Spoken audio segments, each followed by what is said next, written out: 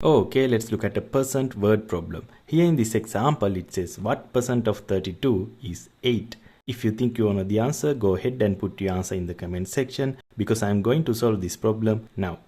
In order to solve any math word problem, you need to rewrite the word problem using only math symbols. So that's what I'm going to do right now.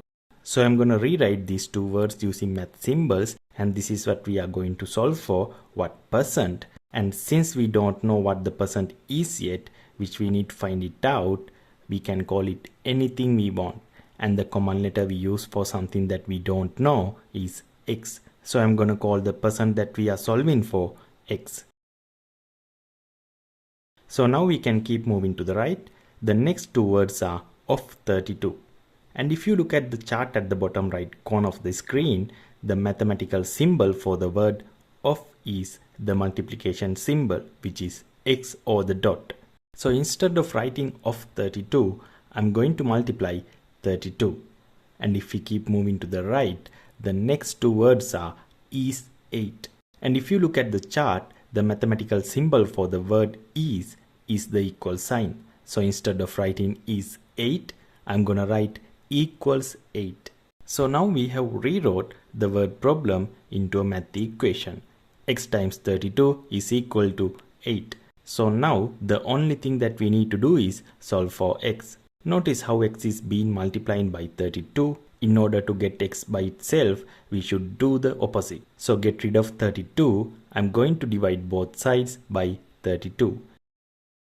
And if you notice on the left hand side, 32 cancels out and the only thing we are left with is x. And on the right hand side, we have 8 over 32.